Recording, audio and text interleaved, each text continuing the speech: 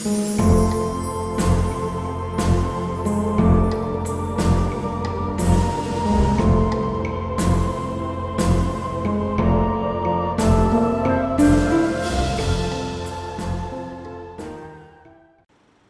Samoa, o maia, o le atatou tāpua i le atua i le nei afiafi.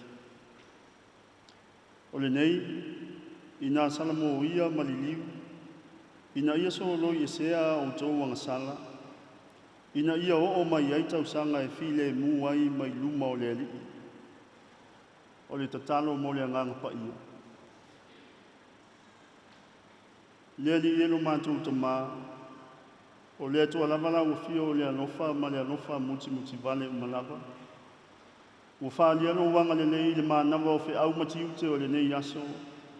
Ai maise o le pale whenga iai o whanau le atu nuu mā o onga. O le tāpua inga maua nei mātua ma le lau tele o le atu nuu i le malu a inga. Ua mātou oma iai e whawhetai atu i lau fio. Pei tai le li e mātou te langona le whatau waa. Ma mātou mo o mia le whesoasoa ni mai o lo wanganga. Ina ia wha ato toa ina o mātou tangata, ma ia tonu ma le leile tāpua inga ua osi anei. Ia i ui le vi inga o lo suafa. Ua mātou whātonga atu, e ala i suafa o Yesu ke riso o lo mātou wali whaola. Amen.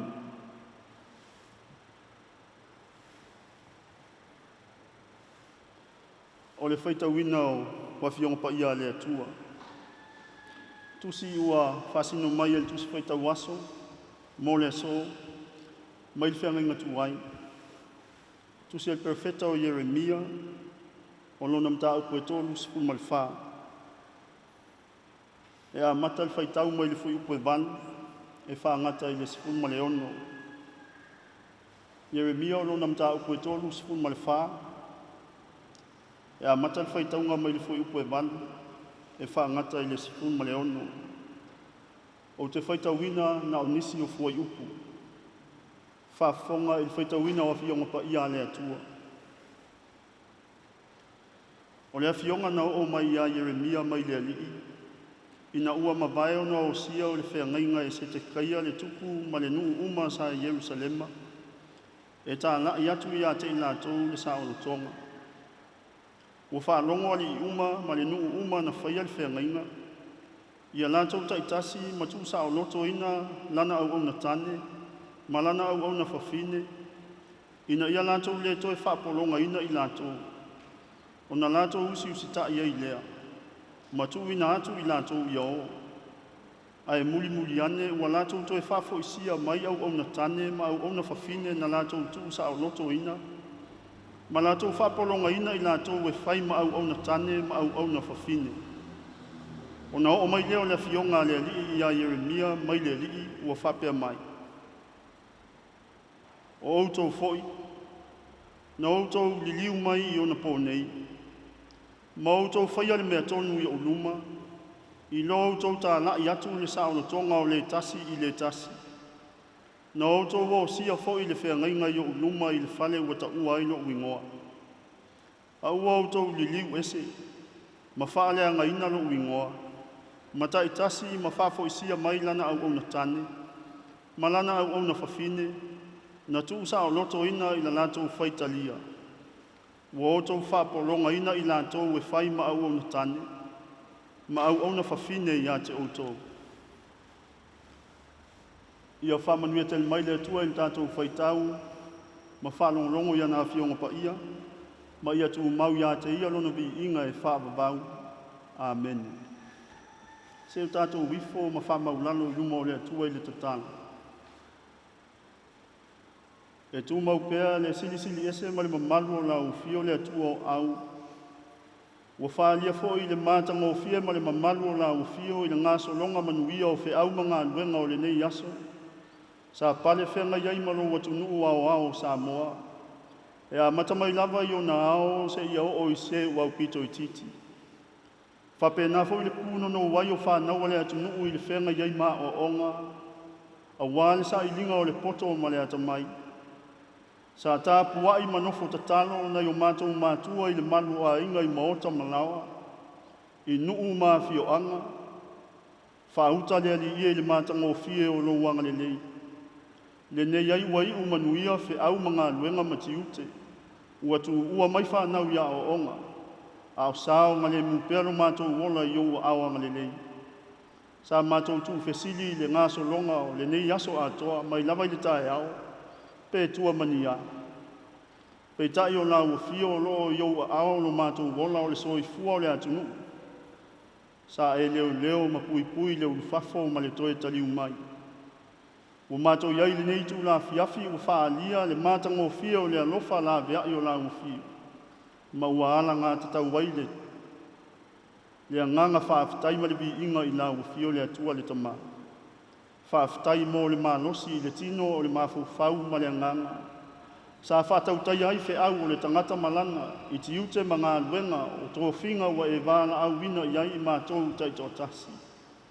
Whaafitai le malamalama e wha upenga i mātou e whaatino ai mea uma i le wha maoni ma le mea sili e ngatairo mātou mawhai. Ina ia iu au nanga ma tō whinga i le nei aso i le manuia ma ia sangavi i ai pero mamalu.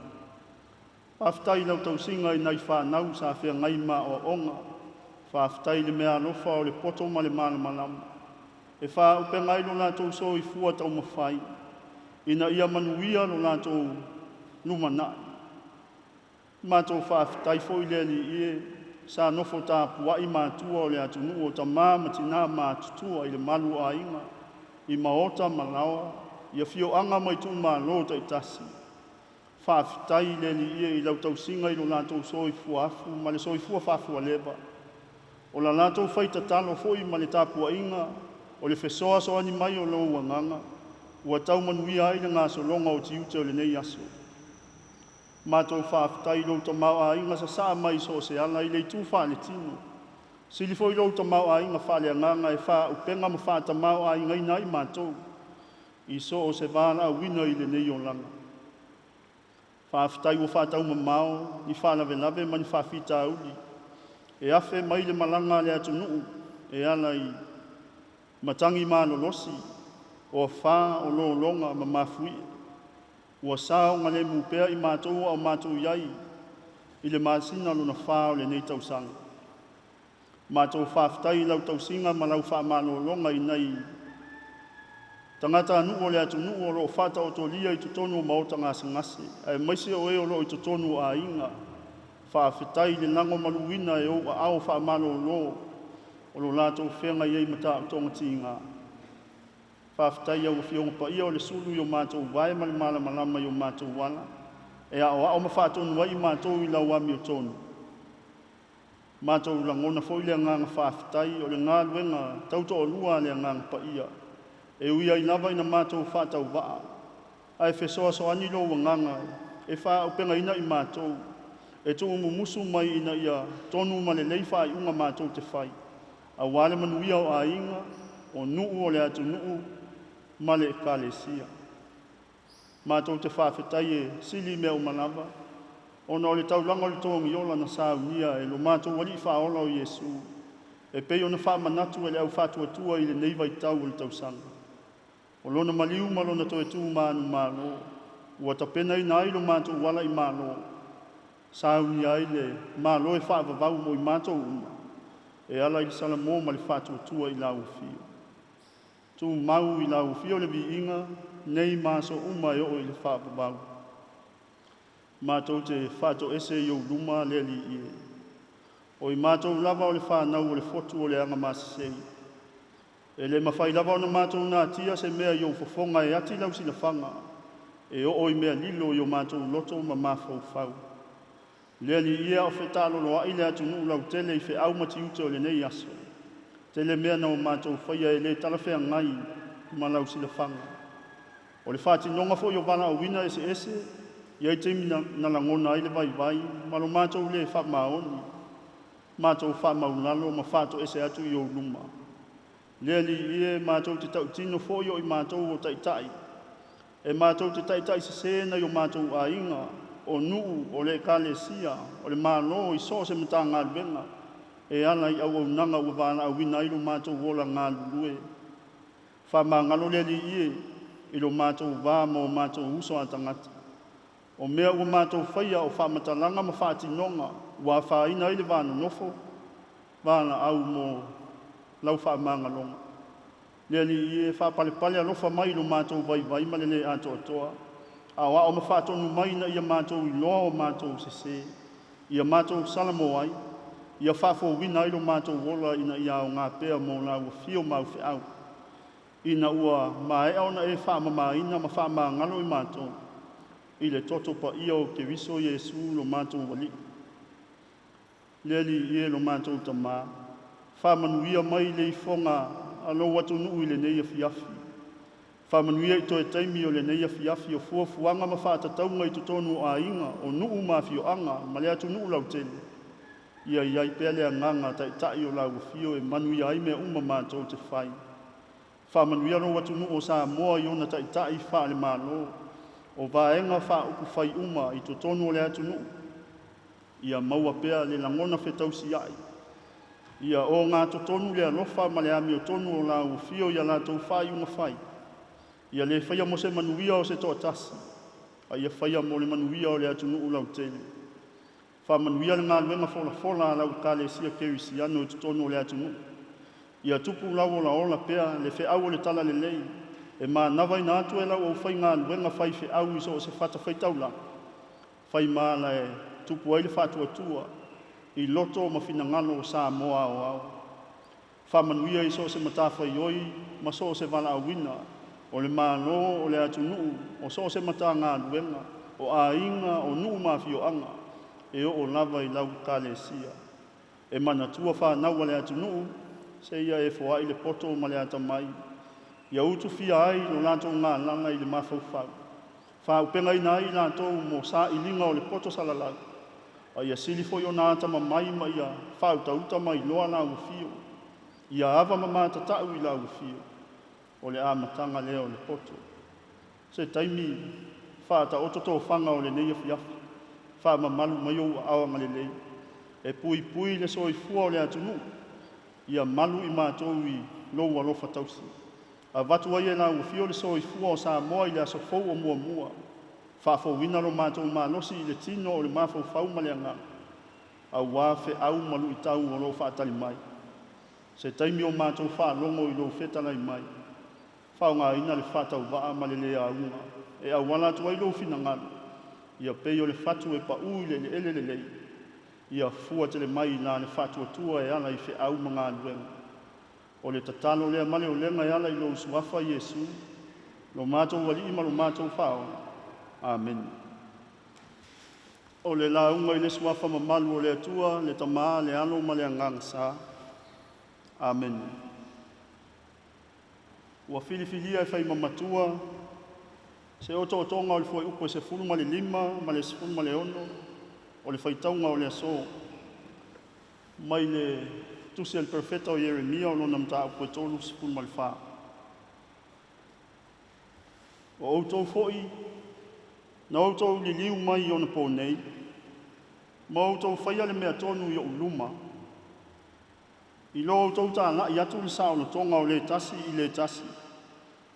Na outou o sia foi le whea ngainga i o uluma, a ua outou li liu esi. O le manatu autu o le aso i le whasi nonga le tusi whaita waso. La asanga i le leinga, salamo. Ia pe mwhaifoi on toi wha upu e wha pēa. O le tasi o la asanga i mawaile le leinga. O le salamo. O le natura le lei o le atua le mata i sau na ia whata oto ai le wha vai o mea uma. O le wha mau wha i longa lea. E le lei ato atoa fo i mea uma na ia whaia o le whoafoang. Na lava le tilo o tā vita. I le mamao ma le te leo le langi ma le vani munimu. Ma le ngalu lua e whaatasi o le lama le masina. E wha mala malama i le ao ma le pō. E alanga leo tele mai i ate ia. E wha mao ni ai le leo le atua ma lana whaatu funganga. E tai o le angasala a tamu ma Eva. Na wawae se ina ai le tangata mai le wā le lei ma le atua. Ma o ai fo i le wā tangata. Le tūlanga ma ale ale. Ona o soli ngā tūla fono ma fe ese inga. Au le atua alofa e tu maulo na le lei. E fina ngalo ia toi wha le lei mea uma ua ma lepe lepe. E au fia ino la so tanga ma le tangata ua ngasala. O le vao le tangata malo na uso a tangata. A toa foi ma le fuafuanga. O le papai mai o le alofa tu noa o le atua. E talia ina ai e le tangata lo na sese ma li liu e se ai. A e toe fua ta ina le maafutanga ma le ali. E ta utino ai lo na sese i le vā ma lo na uso. E fo ia ai fe ese inga. Ma toe maua ai le leinga. O le vā le lei o le atua ma lo na nuo sa iuta na wha mau wha i longa i le whea ngainga i sinai.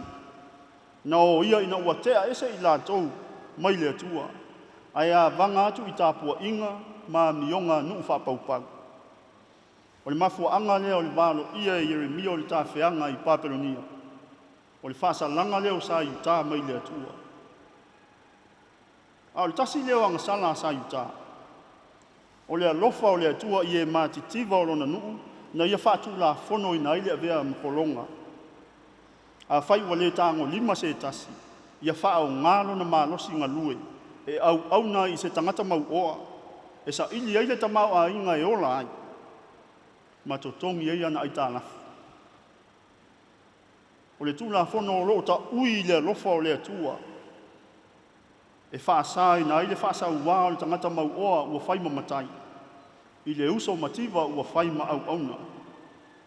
E whaasa o loto ina i fo i le polonga.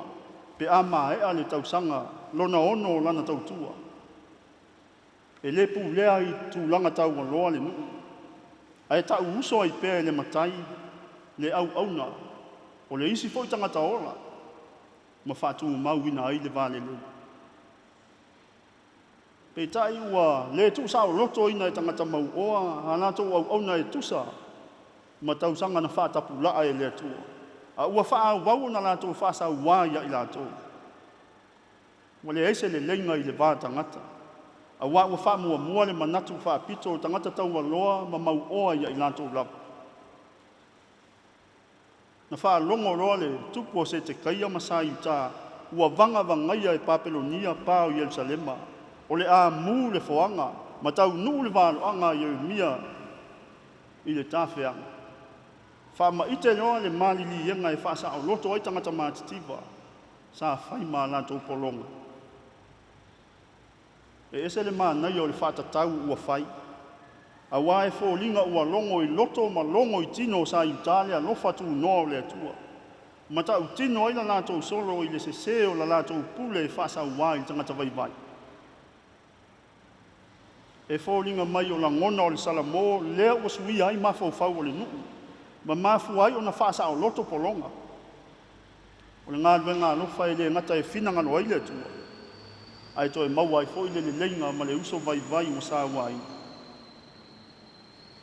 Tā alofa i le atua. E pei lea mio a sa iuta o le mutia e na ona funga mai le tae au, ma mangu atu i le la. Na o sina taimi lava na lātou whaasa o loto ai polonga. Ai toi pue mai ma wha polonga. O le mafuanga leo i wheta lainga le atua ua whaima matua. O ou tau foi. Na ou tau li liu mai i ia o na pō.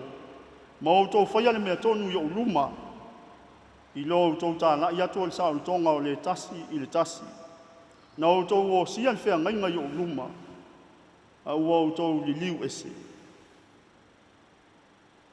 E le i aini ai o suinga, fau i mafau o sa iuta. Na afu ai ona tau tino i luma o le atua, ma fua mai ngā luenga a lofa o le whaasa o loto. A o le a foi ua toe foi i leo langa tuwai, o le whaasa ua i e vai. O le toe li liu e se mai le tautonga na whaia i le suafa o le atua, ma a vea i le atua ma mōli mau. O le whai longa o le tautonga ua na o upu ma le ngutu. A ua mamau ese loto. O upu nao na wha lele il savili. A ua ave ma tau wha waa ina ile suwafa o le atua. E pei o se mea wha tatia. O tala e whai le ngata i whale i ngalue nao na wha fua e le fati. E wha pe nale o langa o sa iuta. O le nuu e ola wha fōlinga e le salamo. E pese ina whaasa o loto polonga, ina ia sila mai le atua, I fua o leo langa suia. Ma lofa mai ai o ia e la vea I la tau I lima o Papelonia. Na li liu e se loa Papelonia e tau mai kupito na si I taua mai. Ma natu loa sa Utah. Wa faa ola I la tau e kupito a e leo le atua. Ma toe li liu loa e whaile ang sala. O le unga o le fia o ese o sa Utah I le mafutanga le leima le atua. O le wha matu e se atu e le atua, mai lana tau singa malona alofa wha maoni, mai ua I na wha tā whea. Samo ai. O lou taliu manuia mai a inga I wha I unga o whe au o le aso, ai maise o a o ngā whanau, ma le tali mau atu o le tapu a inga mau anai mātutua I a inga. Tasi le nā wha mau wha I longa, o le lei o le atua mafuta mai. Au tātou vai inga ma se, e vavai e sei nai tātou I le mafutanga le leima le atua. Matu tupu ai fe ese a inga e o ia I le mātangata. E tai e fina ngalo le atua le lei, ina ia toi wha le lei mea uma wale anga, e au fia ai no tātou so o tanga maia. O le vāma o tātou uso a tangata, a toa fo I ma mea o le fuafuang. O I tonu ai tā ua I tala mō. O tātou fe ese inga māsani I whanua masuafa. O soli ngā tūla whono e o ia ai le vānu nofo I a inga. Nuu mai kāle sia. Mā ngā sala tātou te solia ai le vānu tapuia ma le atua. Tātou te mo o mia I lava le sala mō. A fete e nai so u wha mawalunga. Ma le fia to I lano le uso a tangata. E ati liei o na vānu whonga waa. Ma le maua se le leinga. Ai ata lia I lou fina ngalo, ma loo fo I loto le alofa tu noa le atua. Na te wha I loa mai sou a leu, ma sou valea. O na tātou li liu e se ai lea. Ai whaasa ngātu e wha atino le fina ngalo alofa o le atua. Tātou te toe maua I le leinga. O te le tau lapata I atu, I mea e wha leanga I na ile mafutanga le leima le atua. So se mea lava tātou te whaia, e lea tangi ai se alofa, ai tau wha leanga isi. Ma wha tama I ai mea o le nātua. Mea nā tātou te tea e se ai ma le atua. A wā o le atua o le alofa lava ia. A aua tātou te loto maa. Ma wha tali se ilonga e mū le foanga o na whato a salamo lea.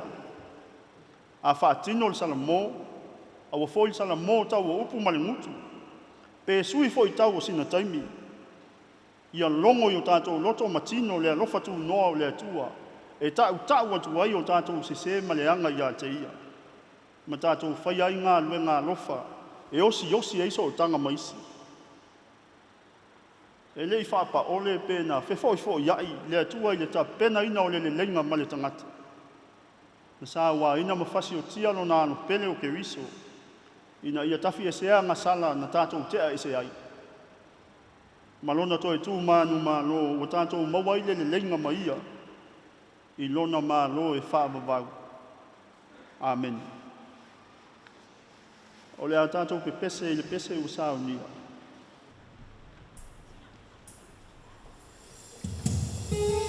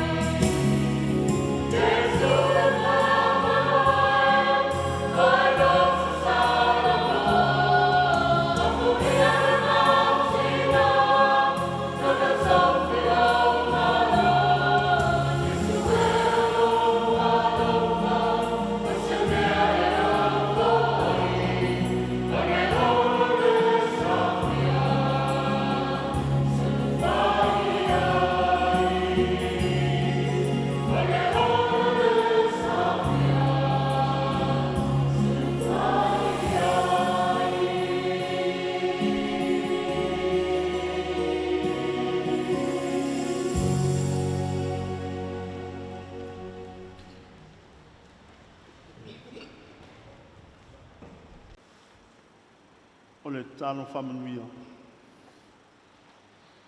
Tuma mai e lunga o Samoa, ma le lanolangi atoa, le manuia ma le file mua na ufio le atua le tama, le alofa muti vale o ke viso le whaolanga le nei, ma futai na pea I mātou e lo lava ngang pa ia, nei ma so uma e o I le whaabau lava. Amen.